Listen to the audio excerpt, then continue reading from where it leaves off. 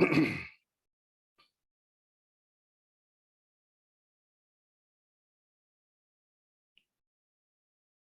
morning, everybody. I welcome you all for this virtual meeting today. On a Sunday morning, by the popular request of many of our friends, we have changed the timing from this meeting onwards. It's Sunday at 10:30. So I again extend a very warm welcome to you all for today's meeting. And today's meeting, this is going to be on the mesmerizing temples of Guptas. I chose this topic because most of you would have heard it or probably not even known such beautiful temples dating back to about 1,700 years plus had existed, are existing in our country. So I thought it would be making an interesting topic for presentation. Plus also, we have been seeing a lot of temples down south. So we would like to see more of the temples from the North India also. In this context, I had presented many other lectures also. And this is one such thing covering the temples built by Guptas located in north of India. With these words, I welcome you all to this presentation. And today, we are going to cover only two temples, two places of importance. One is Wudhigeri and the next one is Dyogar. These two places where the Gupta temples are existing. The first one we are going to see is Uddagiri Caves. Now what you see here is the rock formation of a small hill near Vidisha in Madhya Pradesh, close to say about 100 kilometers from Bhopal, 120 kilometers from Bhopal. It's a very beautiful small hill, which was once a great place. In that hill, during the Gupta period, somewhere starting around 4th century onwards, they had excavated a lot of cave temples here. So we walk into Uddagiri. Uddagiri are rock-cut caves near Vidisha in Madhya Pradesh, existing from 5th century onwards. They are the oldest surviving cave temples, not only as cave temples, but also they are the oldest serving iconographic representations that can be seen in India. And these Udahiri Caves are the only cave temples that are associated to that period of Gupta, which we understand from their inscriptions seen spread throughout this cave temples. These are one of the most important archaeological sites in our country. And today, the Udhigeri Caves are declared as a protected monument under the Archaeological Survey of India. And it's a beautiful sight to see this wonderful cave spread across the small hill of Udhigeri. This is how the Udhigeri looks. Here and there you find rock formations, and in that rock formations, they have made steps to reach different levels and things like that. Every rock formation, small cave is excavated, dedicated to some god or something like that. Jain faith also is there. And there are 25 to 30 such caves, and hardly a few of them have got the good sculptural representations still remaining intact, and many of them are being totally vandalized over the years. So with this note, you see Udhigeri as an important site, and this is the only site where you have the inscriptions belonging to the Gupta era very clearly inscribed on the rocks.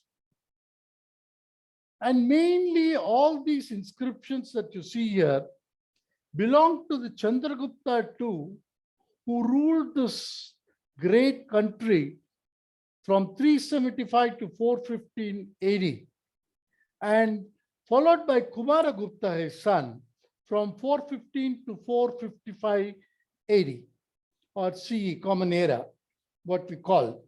So this is the oldest inscriptions that you can see here, one of the oldest inscriptions of the Gupta era that you can see in Wudhigeri Caves. In addition to the cave temples that we see in Udayagiri, there are rock shelters.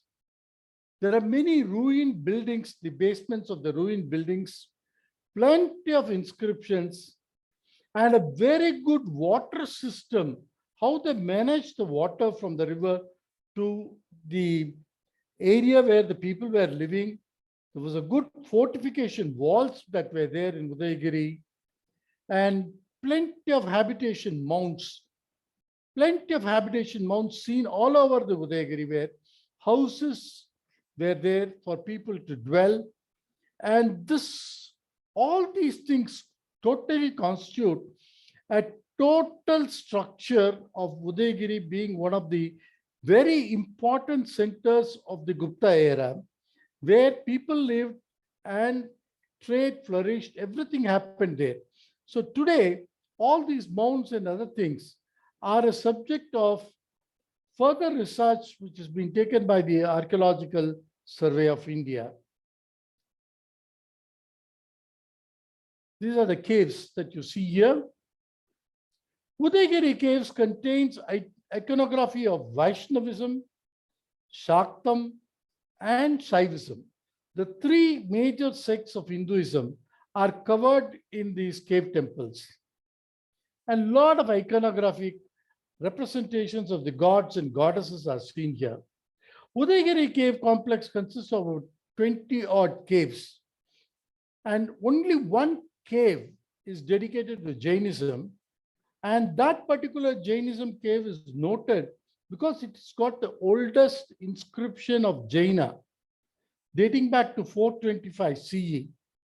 The Hindu temples, from the inscriptions we infer that they must have started excavating these cave temples somewhere around 401 CE.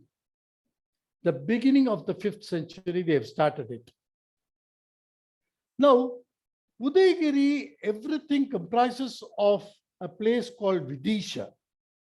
Vidisha was one of the greatest places during those times in India. Udayagiri literally means it's a sunrise mountain. Udaya, Suryodaya Giri, that is the hill. Suryodaya Giri is what is known as Udayagiri, and this falls under the Vidisha region. And close to this Vidisha region is the place where the Buddhist religion also flourished. Sanchi is very close to this Vidisha, and similarly, Vidisha itself was a place which was a great Hindu revolution had taken place there.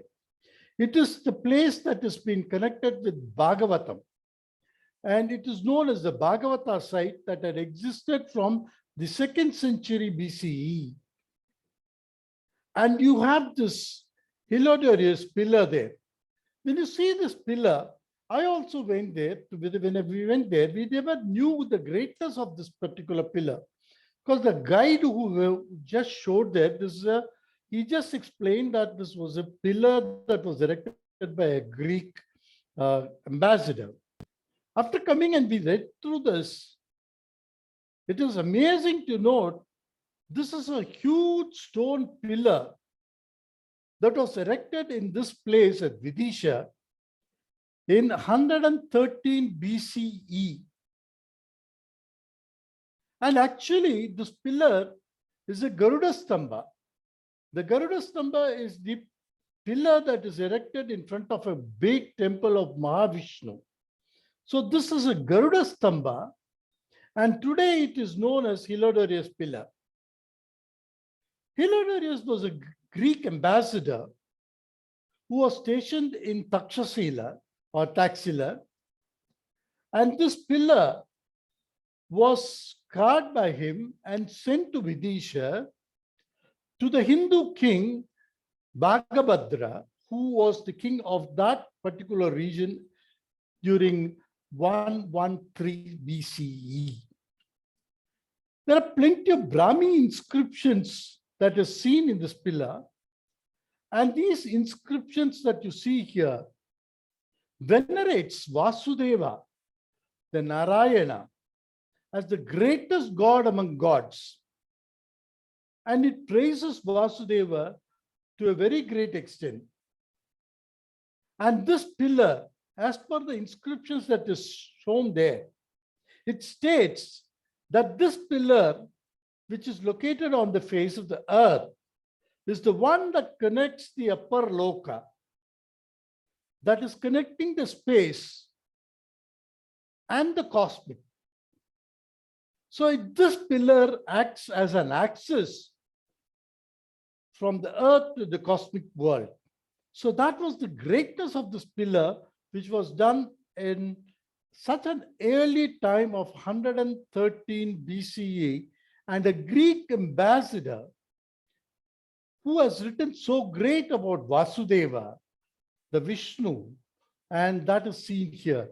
And this is very close to this Uddagiri Caves. When Hilarious pillar was preserved, the others, Buddhism, other temples and other things have not survived and have gone into ruins. Buddhism was very prominent in Sanchi, and Wudhigeri, the recent excavations that have been done in Uddagiri shows that this was a place that was connected with the Bhagavata period, and there is plenty of evidence that has been seen here that there was a temple dedicated to sun god. The Surya Temple was there on the top of the Uddagiri hills, which is also come into light now. The Surya tradition in Uddagiri dates back to at least 2nd century BCE, and possibly one that predated the arrival of the Buddhism in this area. So that Uddagiri is much, much earlier. The temple of Surya that had existed in Uddagiri was much earlier to the 2nd century BCE monument of Sanchi Stupa, which had come up very close to this area. The Uddagiri Caves were the patronage of Chandragupta II, who ruled this Gupta Empire from the central India between 380 to 414. And the Uddagiri Caves were created in the final decades of 4th century and concentrated around 401 CE. That's a common era. So all these cave temples started during the end of the 4th century, and by the 5th century, the beginning of the 5th century, 401, all these temples were concentrated there in Uddagiri, which shows that this is one of the oldest sites that we have in India. Now coming to the first cave, the first two caves are blank, and we come to the caves where the sculptural representations are seen. We'll just skip the other caves which are blank. Now coming to the cave number 3, is the first central group of cluster of shrines that has been existing. It has got a very, very plain entrance, and inside that is located a sanctum. Inside the sanctum, you find this beautiful image, what you see here. This is a rocket image of Skanda, the son of Shiva and Parvati. He is known as the war god.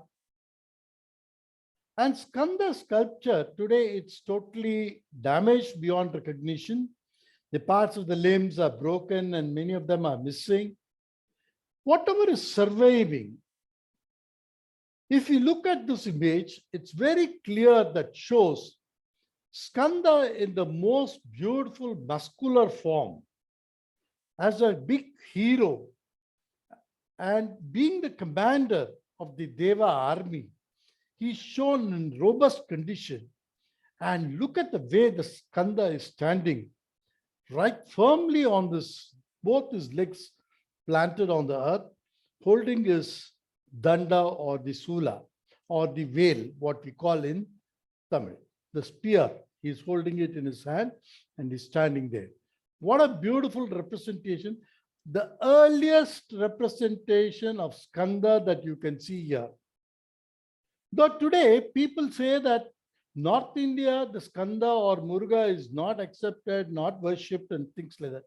It was very, very common in those days that Muruga or the Skanda or Subramanya was worshipped throughout pan India.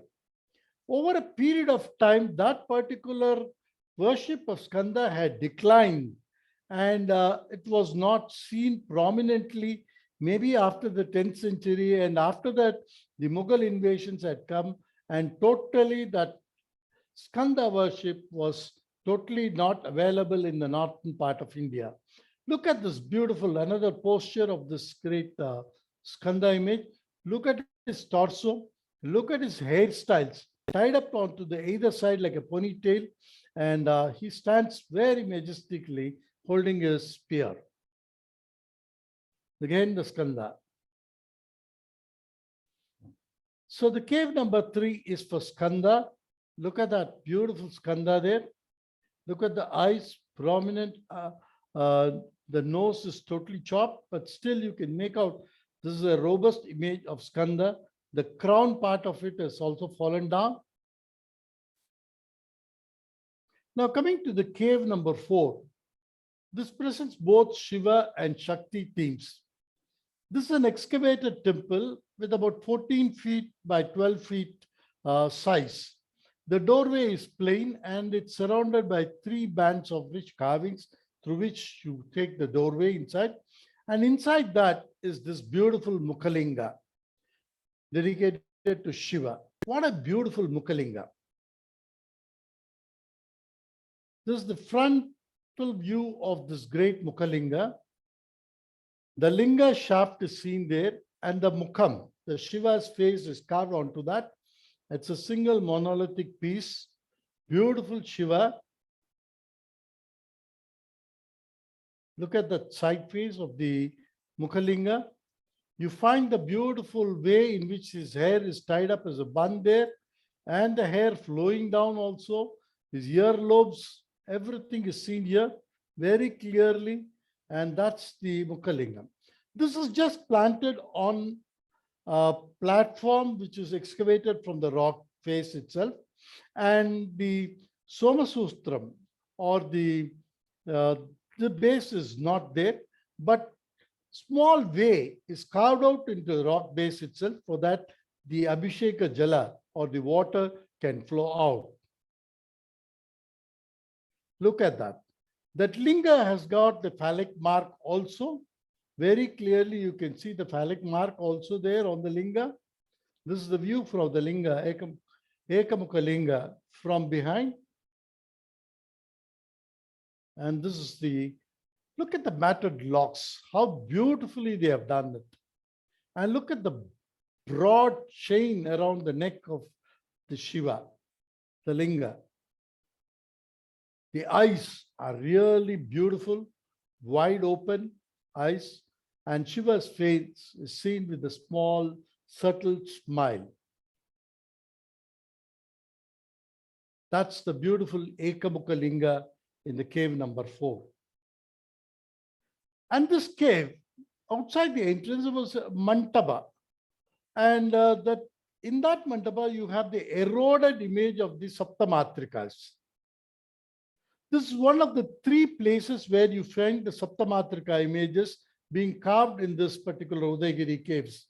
And Saptamatrika worship, along with Shiva, was very, very prominent from the Vedic times.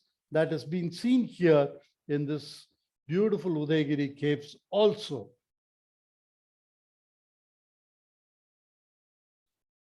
Now we come to the cave number 5. The shallow niche contains a much celebrated colossal Varaha panel, the masterpiece of the Wudhigeri Caves.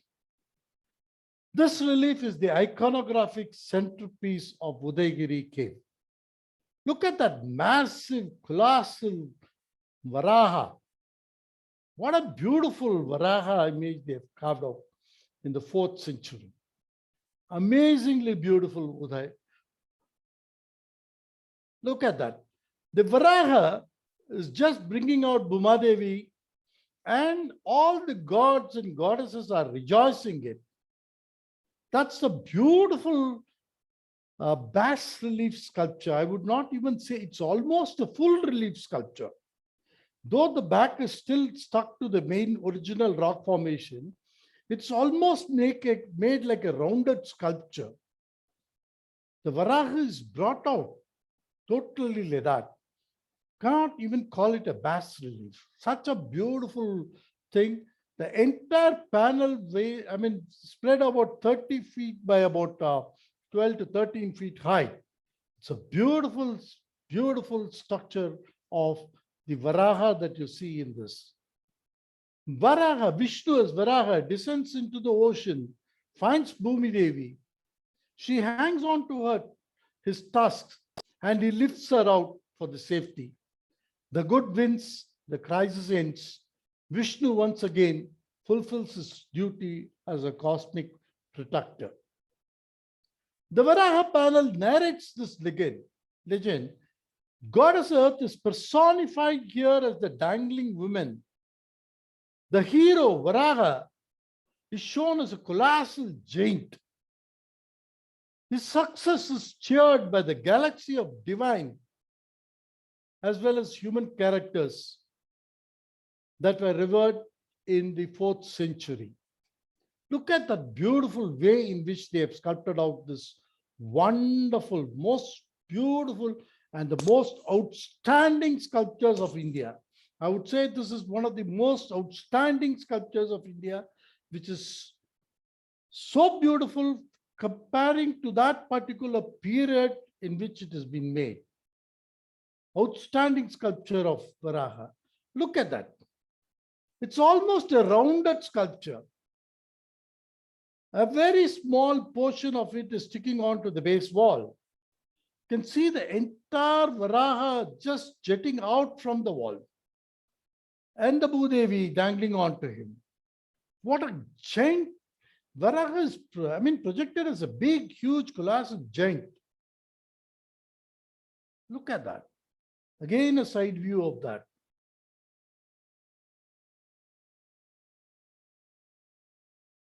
And from this side, you can see that beautiful Varaha image.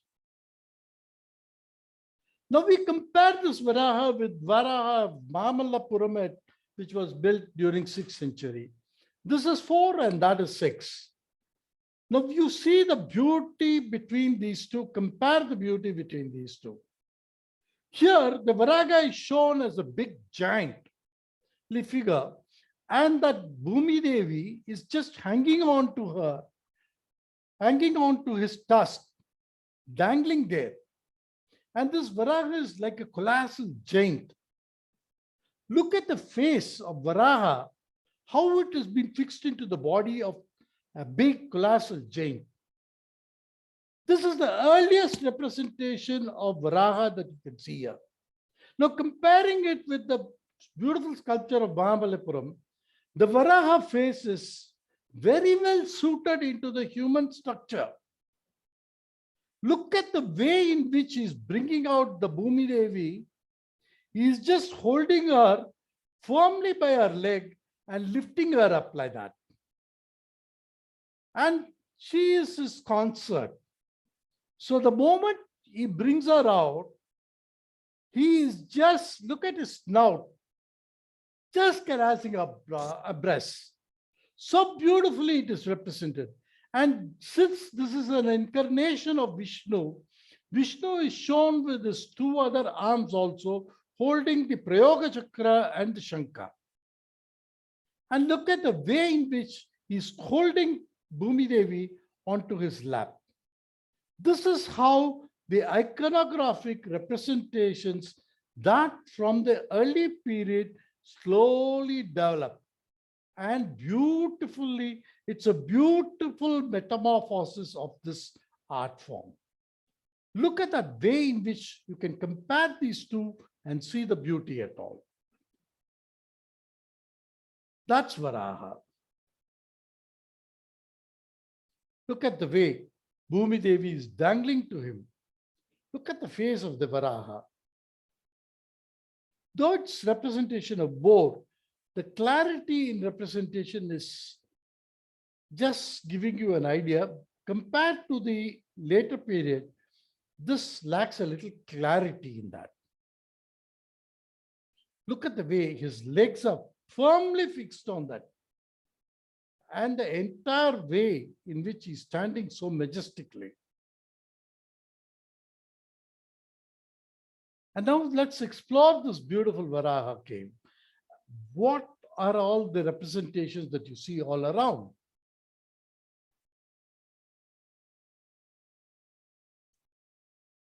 Right above the Varaha, you find Brahma. The four-headed Brahma is seated there. And next to that is Shiva seated on the Nandi. You will have to closely look into that, only then you can make out. Just by looking at it's all defaced, you can hardly make out anything. And next to that is the Aditya. You can see the halo around his head. That is Surya, Aditya. You find the Bhumi Devi just clinging on and dangling to Varaha's tusk. Look at this host of gods and goddesses that you see. What are they? The first, what you see, apart from that Aditya, what we saw, 12 such Adityas are seen. They are the Dwadasa Adityas, representing every month of the year. The 12 months are represented as 12 Dwadasa Adityas. Next to that, you have the Ashta Vasus, the 8 Vasus. Next, you have the Agni and Vayu. Down below that, you have the Ekadash Rudras, the 11 Rudras. You can see the Ekadash Rudras spread across there. And next to that is the Ashtatik Palakas. The 8 Tikpalakas like Indra, Varuna, Niruti, Yama, Ishana, and so on. All the Ashtatik Palakas are seen here. Down below that, you have the Shadgunya Devatas or the Gana Devatas like Vinayaka, Durga, and so on. All the Shadgunya Devatas are seen there. And then you have the Rishis and Munis. You have all these Rishis, the sages, the Munis, who are all there assembled to see the great Varaha and take his blessings there. On the other side of this Varaha, you have similar sculptures. Let's explore what they are. Right on this side, top, you have Tumburu and Narada, the celestial musicians of Deva Loka, playing the Devagana there. The next is Sapta Rishis. And again, you have the Naga. The Naga represents the Patala Loka, where Vishnu dived into the ocean and brought that. Inside the ocean, it is Patala Loka, and that Patala Loka is represented by the Nagas who have come out from, along with Vishnu. And in that center, it is not Nagaraja. You can very clearly see it is Mahalakshmi.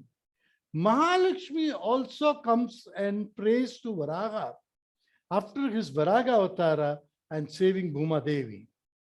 And this particular figure that you see here, which is kneeling down, is nothing but Chandragupta II, who created this colossal cave of Varaha. Next to that Chandragupta is what you see is Virasena, the minister in charge of Chandragupta, who executed these cave temples during the time of Chandragupta. And we say this entire episode of Varaha diving into the ocean and came up. So as Varaha came out of the ocean, the Samudra Raja also comes out of the ocean and prays to Varaha. This is how the beautiful Varaha incarnation is represented in this colossal form in this cave. It's one of the greatest sculptural art that you can see in this country. And there is no other art that can match this beautiful creation of Varaha cave of the such early period of 4th century. Now you have the other caves. Cave 6, besides the guardians and other things inside the cave, you have Shiva shown as Gangadhara. And this is the earliest representation of Durga as Mahishasura Mardini. Durga is seen slaying the Mahisha, the buffalo demon. And this is one of the earliest representations. Look at the way she has put her foot on top of the Mahisha's head, and the back leg, the rear legs of the Mahisha, the buffalo, she's just taken it up and slaying it totally through the Sula. And this is one of the earliest representation of Devi form that you could see here. Iconographic representation of Mahishasura Mardini with 10 arms. And this particular image has been modified over a period of time by many other dynasties that followed. And this particular thing you can see prominently in Chalukyan sculptural representation and also in the Orissa region, Kalinga region also. You have Ganesha, one of the earliest representation of Ganesha that you can see here. Look at that Ganesha. He's seated, pot-bellied. He's holding a modaka in his hand, and the trunk is reaching out to the modaka. Unfortunately, that portion is missing. But still, this Ganesha is the earliest representation of Vinayaka, where you see him with the elephant head, not with the crown or anything like that. This is a seated form of Ganesha. The earliest Hindu representation of Ganesha is seen here. And outside this, you have again the Saptamatrikas. They are very badly mutilated.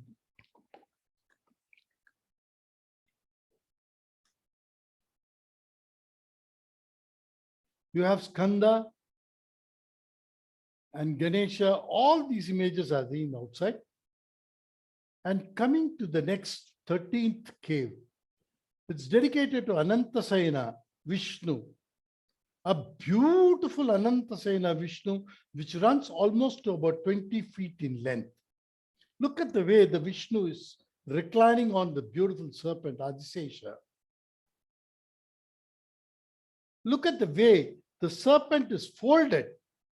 In here, in Tamil Nadu and other places, South India, you will find 3 runs of this entire body of the snake like that, and then the hood going up.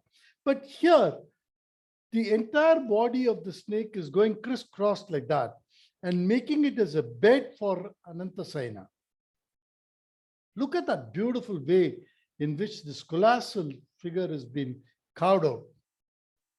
And you find the 2 devotees here. You have this Chandragupta and his Minister Virasena there. Virasena, and they are the people who excavated this beautiful figure of Anantasa Vishnu. They are represented here. It's one of the colossal forms of Vishnu that you can see here. Look at that. Look at the crown. Look at the way in which he's holding his head there. And look at the mala, that Vishnu's mala is there. Look at the costume that he's wearing. Look at the beautiful ornaments in the ears. The face is totally, it's not clear, but still you can make out. Look at that lotus flowers. Look at all the figures that you see here. Chandragupta, his minister Virasena, and all the devatas. Brahma, everybody is seen here. This is the most beautiful Anantasa, earliest representation of Vishnu in this form. And there are many other caves. The rest of the caves are quite insignificant and highly damaged sculptures are seen. Cave number 20 alone is dedicated to Jaina sect, and the oldest inscription of Jaina dating back to 401 is seen here. And Udagiri Cave was at its peak with great religious, and it was a great religious center during the times of Guptas. So that was the greatness of the great Udagiri, And that's oldest site of our Hindu traditions that you can see here. You can find the images of Kartikeya everywhere, and you find plenty of Ekamukha lingams, and so many other sculptures are seen. Now, passing out from Udhigeri Cave, we come to a place called Dyogar or Devgar. Today it's Devagar, which is known as Dyogar. This is a place which is very close to Jhansi, but located inside Uttar Pradesh area, in Lalitpur district of Uttar Pradesh area. And this is a beautiful temple dedicated to Vishnu called the Savatara Temple, which is there here. This is the Savatara Temple that is located there in the Dyogar today. Today it's known Dyogar. There are plenty of Dyogars spread across Uttar Pradesh and Madhya Pradesh.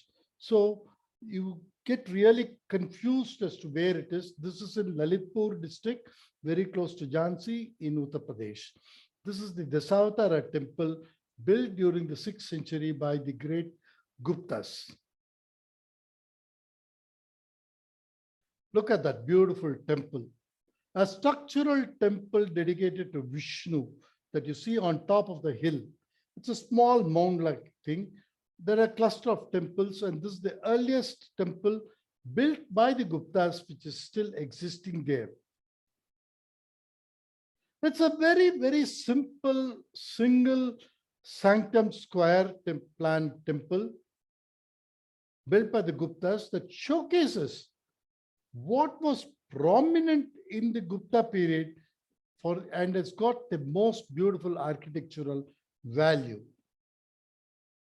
This is how this Dyogar looks during a rainy season, taken from the internet. Otherwise, it's a dry, barren place. You can hardly see any greenery there. The greenery exists only for a few months there. And this is the temple which is seen on a raised platform here. Although this is a Vishnu temple, it includes a small footprints and images of various gods such as Shiva, Parvati, Kartikeya, Brahma, Indra, and many other gods and goddesses are seen there. Sculptural representations are seen here in this temple. And the temple is built of stone and masonry bricks. All these legends are the avatars associated Vishnu, the 10 incarnations or the 10 avatars of Vishnu are sculpted throughout this temple in the interior and the exterior. And that's why this particular temple gets the name as the Savatara Temple. We do not know what was the original name of this temple, but this temple was very clearly dedicated to Vishnu, and the central image which was worshipped there inside the sanctum should have been of that Vishnu, which is known as the Chaturyuga Purusha, with 4-faced Vishnu, one face representing lion, boar, the Vasudeva's face, another one more face in the behind. So this was the earliest form of Vishnu which was worshipped in the central part of India and the northern part of India, and that is called the Chaturyuga Murthy.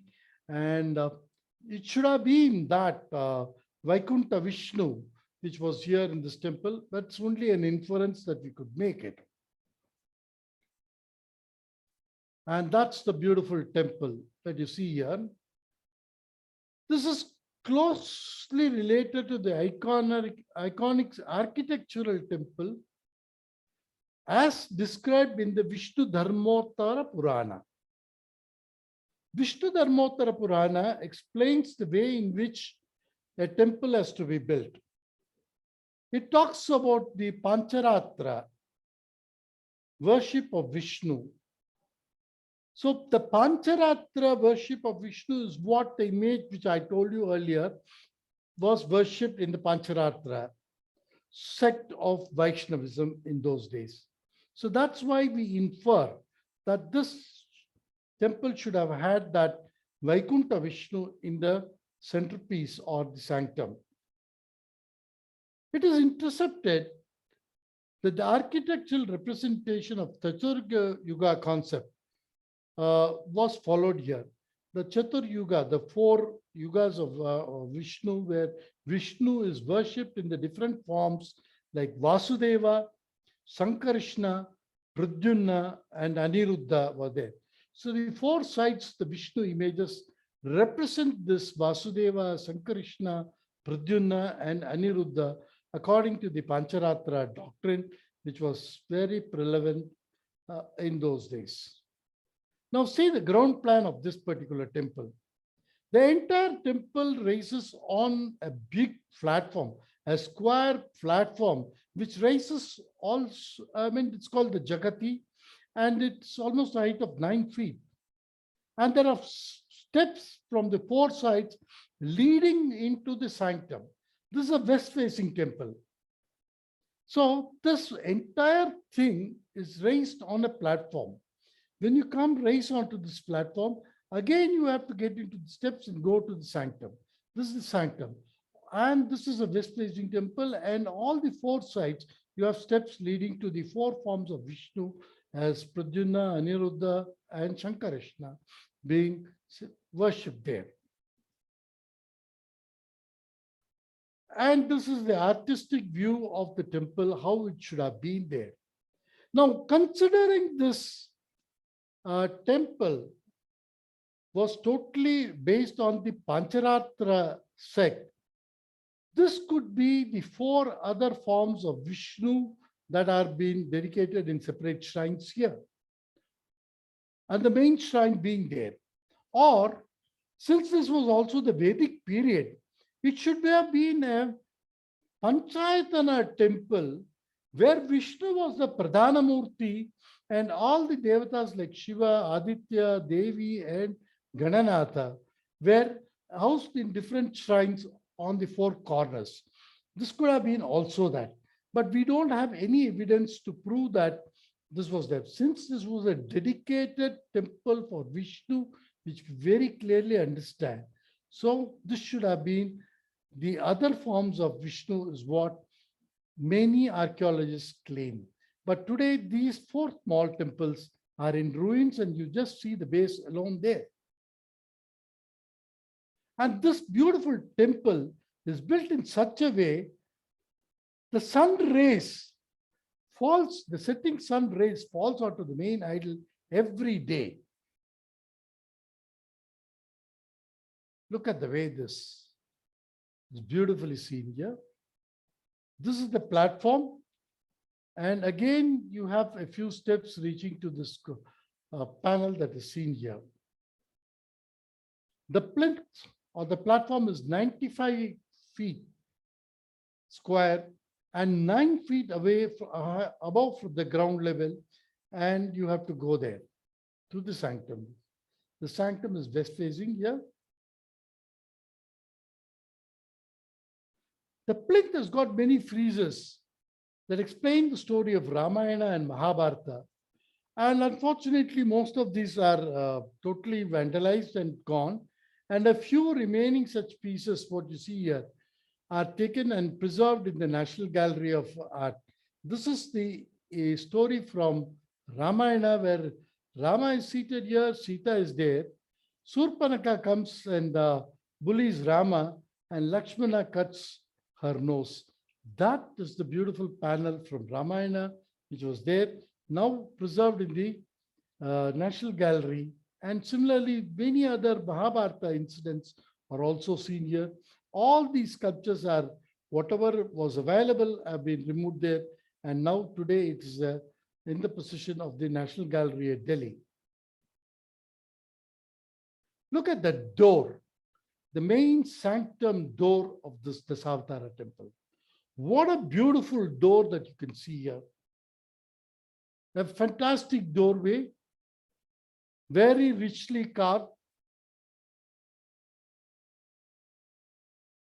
Very beautifully carved doorway. The centerpiece, you have Maha Vishnu.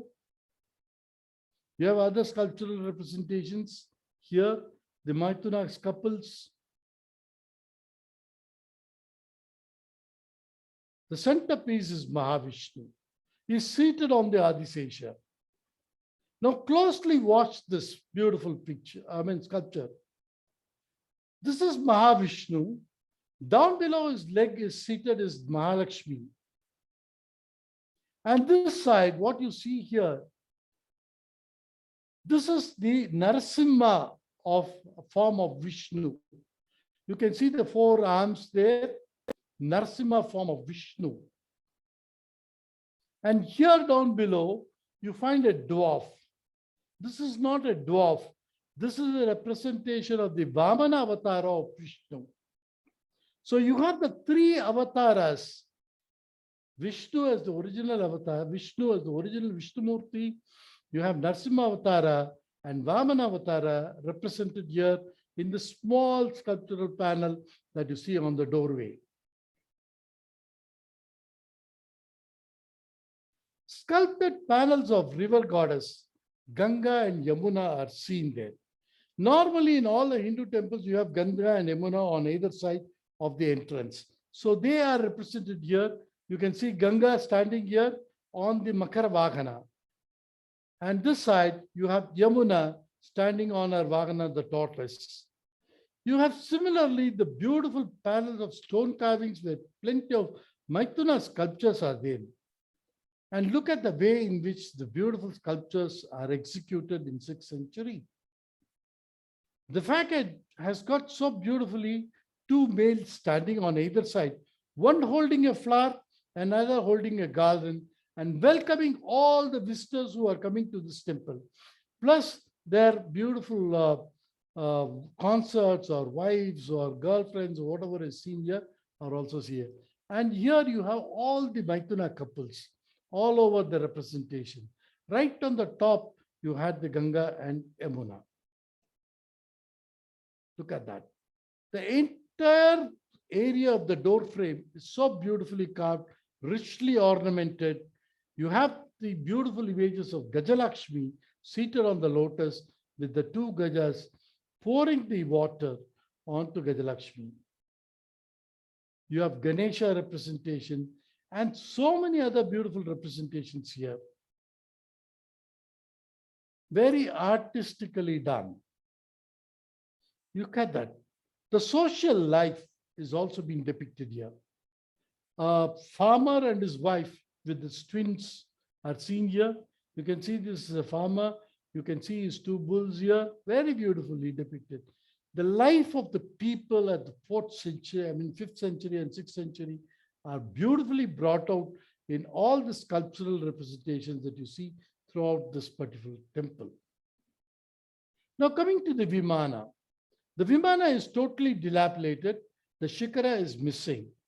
Only a small portion of it is surviving.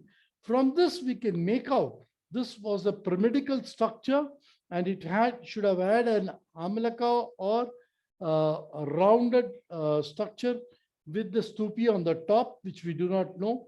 And this predates all the Nagara style of architecture. So this Vimana clearly says even this structure should have been erected even before the Nagara style of towers or the Vimanas over the sanctum was developed in later years. So that's what we could understand from this. They are arranged in different talas. Now coming to this beautiful panel which is existing. What an amazing work of art of 6th century. Just see the sculpture. It'll just take you off the feet. What a beautiful representation of Gajendra Moksha. Gajendra goes to the lotus pond to pick up a flower and offer it to Vishnu. As he goes there, a crocodile holds the Gajendra's leg. So he tries to fight and escape, but unfortunately he can't. So he throws the flower and calls Adimulame, or he calls Maha Vishnu there. So the Maha Vishnu, that particular second, appears there on the Garuda Vahana and kills that crocodile and saves his best or devotee Gajendra. So this is the Gajendra Moksha story, which is wonderfully depicted here. You can find all the aspects of the story very beautifully covered in the sculpture that was executed almost 1,600 years ago. And look at the condition in which it is there. Even after 1,600 years ago, you can appreciate it as one of the most beautiful sculptures. Look at the way the Gajendra is represented. Look at the ears so naturally given. The way the crocodile is holding on to him. The way the lotus flower is plucked up by the Gajendra. Look at Vishnu. How majestically he is seated on top of the Garuda Vagana. The Garuda is flying and coming there. Vishnu has already used his Prayoga Chakra and killed that crocodile there. Look at the way the Vishnu is standing there and looking at it with the pride that he saved his devotee. Look at the beautiful way it has been represented. This hand is holding the Prayoga Chakra. Must have held the Chakra, Shankha. This is the Gatayata. And look at the way Vishnu is looking at it, to the pride of having saved his devotee. What a beautiful sculpture. What a fantastic sculpture with so much of representations, ornamental representations. And since this happened inside the pond,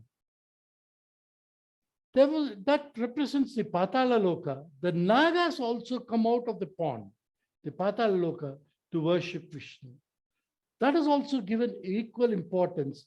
And the entire sculpture is so beautifully framed and very beautifully executed. One of the masterpieces of Gajendra Moksha that you can see here. Right above the Gajendra Moksha, you have the seated Brahma on lotus. You have the Gandharvas on either side. Now coming to the next panel.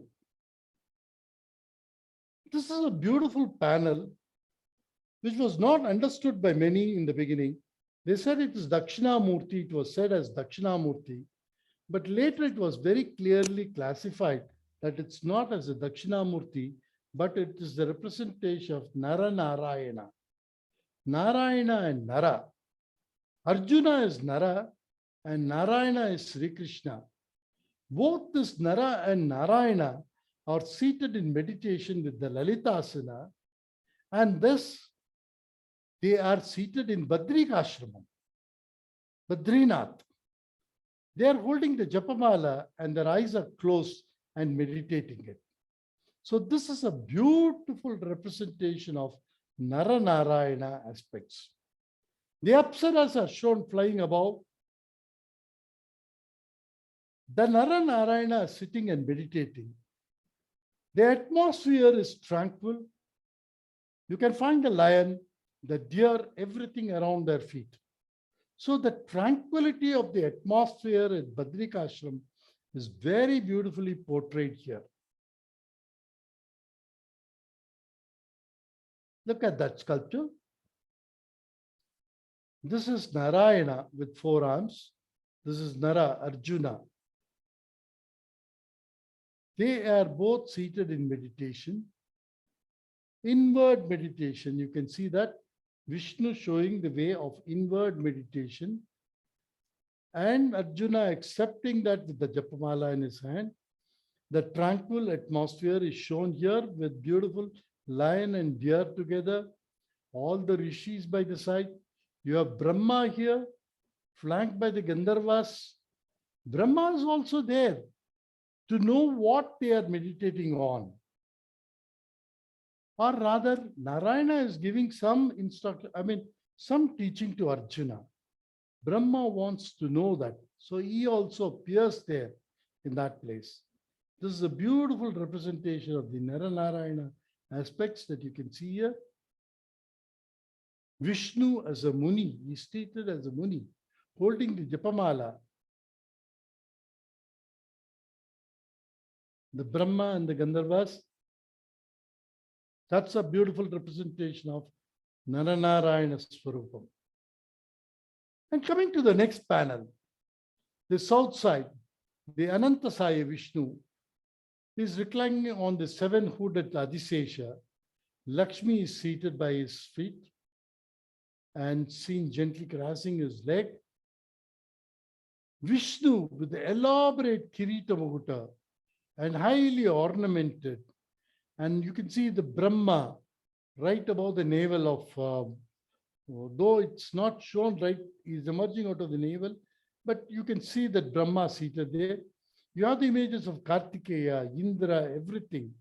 Shiva and Parvati on their bull, and so beautifully depicted. And similarly, you have the beautiful figures, 5 figures, 6 figures standing here. I'll come to explain that later.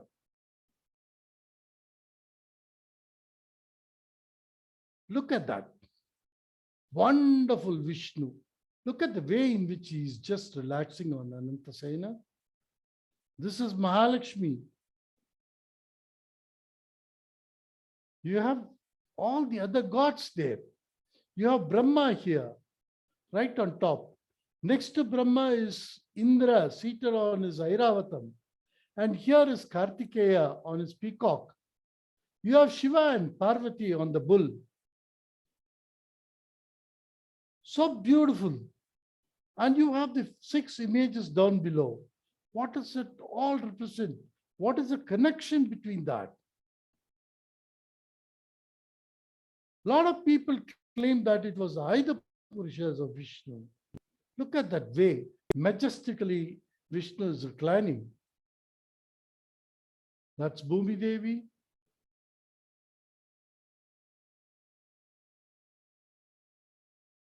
Look at that very clearly. You can see that. Brahma here, Indra, Kartikeya. You have Shiva and Parvati there on the bull. The bull is also flying. Look at the ornamentation of Vishnu. Amazing detailing of the ornaments the Vishnu is wearing. Simple, very elegant, very beautifully executed. Look at that face, the curls that you can see on the Vishnu's forehead. Look at the elaborate Kirita Makuta. Look at the detailing of all the 7 hoods of the Adisesha. Look at the beautiful flower garland, the ornaments that he's wearing it. Amazingly done. Amazingly done. Now you have the 6 figures. A lot of people claim it to be the Aida Purushas, but actually, this is the representation of the Pancha Pandavas along with their wife Draupadi. Draupadi and all the 5 Pandavas are seen here. That is, why did you get all these things here? Because it was during the time of the Guptas, the entire Puranas were recreated. Guptas were responsible for bringing out, rewriting the Puranas. All the 18 Puranas and Upapuranas and Upanishads, everything, they rewrote it. The epics of Mahabharata and Ramayana went all over the country. It was all recopied. Thousands and thousands of copies of these things, manuscripts were made. And it was popularized during the time of Guptas. So the Mahabharata was a great thing which was popularized during Guptas.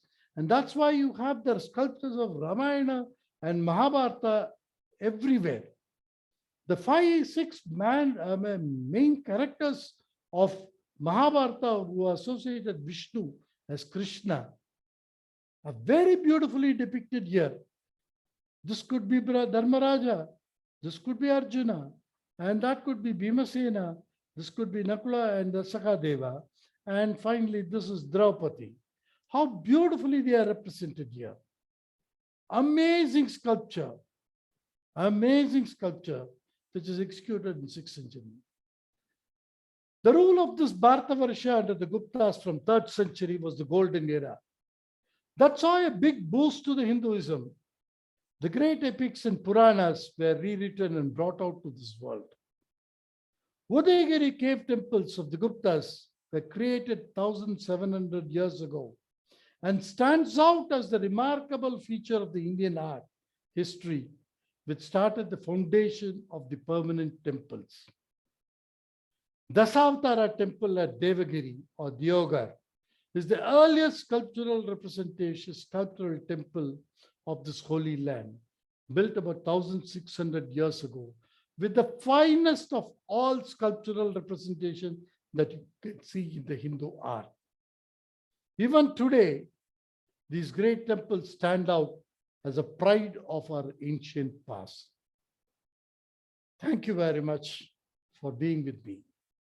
Any questions? I am prepared to take it.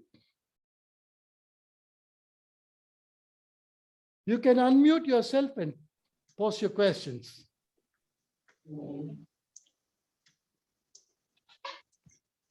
Rajkumar?